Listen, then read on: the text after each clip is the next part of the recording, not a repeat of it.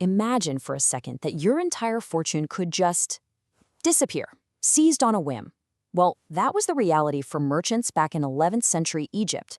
This wasn't just the land of pyramids and pharaohs, it was the absolute heart of global trade, a place of unbelievable wealth and even bigger risk. So today, we're going to dive into the high-stakes game between the people who created all this wealth and the rulers who could take it all away in a heartbeat. So what's at the heart of our story? It's this fundamental conflict, right?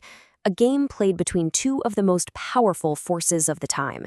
The globe-trotting merchants building international fortunes, and the military rulers who controlled the land, the army, and the law. I mean, just picture it. Spices, silks, perfumes, precious metals, all of it flowing through the ports of the Fatimid Empire. This was a truly cosmopolitan world. A deal made in Cairo could ripple out and have consequences in Sicily or way down in Yemen. And we are talking about a staggering amount of money changing hands. But, and this is a huge but, hanging over this incredible marketplace was the absolute power of the ruling military elite, the Amirs. At any given moment, they could just decide that your wealth was now, well, their wealth. And in a world ruled by the sword, there really wasn't much you could do to stop them. So that's the big puzzle, isn't it? When your entire life's work can be confiscated overnight, how do you operate? How do you build a business and actually thrive? Well, it turns out the merchants had their own playbook. One that was built on a totally different kind of power. All right, so let's look at our first player, the merchant. Their power didn't come from where you might think. It wasn't in land, it wasn't in buildings, and it definitely wasn't in armies. No, it was something way more subtle and, in a way, much harder to pin down. So what were a merchant's real assets?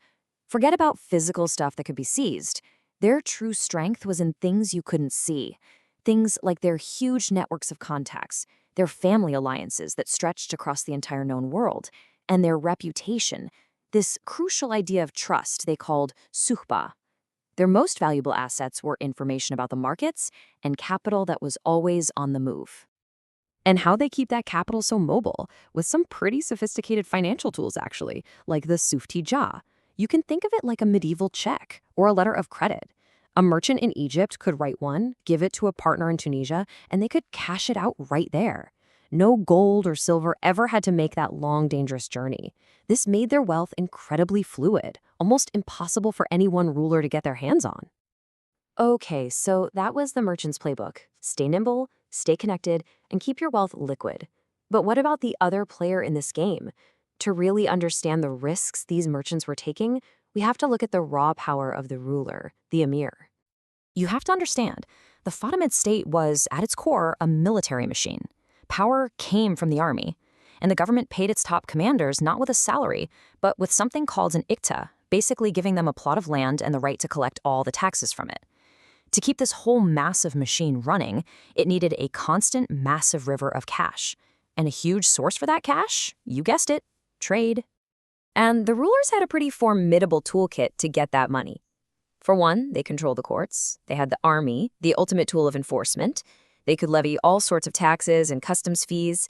And then they had the ultimate trump card, musadada, the power to just straight up confiscate a merchant's property, often with almost no legal reason at all. So this sets up this incredible clash between two totally different worlds of power.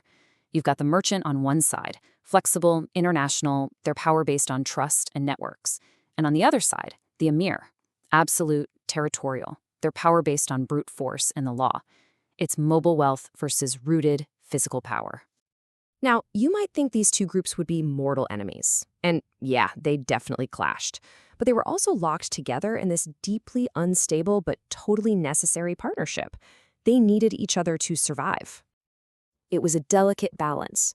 The merchants, they provided the fuel for the state, the taxes, the loans, the fancy luxury goods.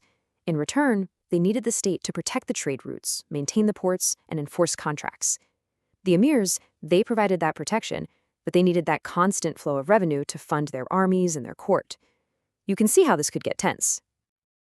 And here's where it all gets incredibly shaky. Because while there was a legal system, it always answered to the state. As one historian put it, the law offered the merchant little recourse against the will of a powerful emir. If a ruler decided he needed your cash, his will was the law. The legal system was a tool of the state, not a check on its power. So what did this mean for a merchant trying to survive? It meant your ultimate security didn't come from a contract or a law. It came from personal relationships. Your whole business depended on staying in favor with the right people, on making yourself useful to the powerful, and on being smart enough to know when the political winds were changing so you could get your assets out before the storm hit. So why does this 1,000-year-old story still matter? Because this delicate, often dangerous dance between the people who make the money and the people who make the rules, well, it never really ended. What we've been looking at is a timeless negotiation. It's the tension between the creators of wealth, the ones who operate across borders, and the sovereign powers that try to tax, regulate, and control that wealth. The tools are different now, sure. We've gone from sub to jaws to cryptocurrencies, from Amirs to regulatory agencies, but that fundamental dynamic, it's still here. And that leaves us with a really big question for our own time. In an age of multinational corporations that are wealthier than many countries, and governments trying to control digital economies that don't respect borders, who's really leading the dance now?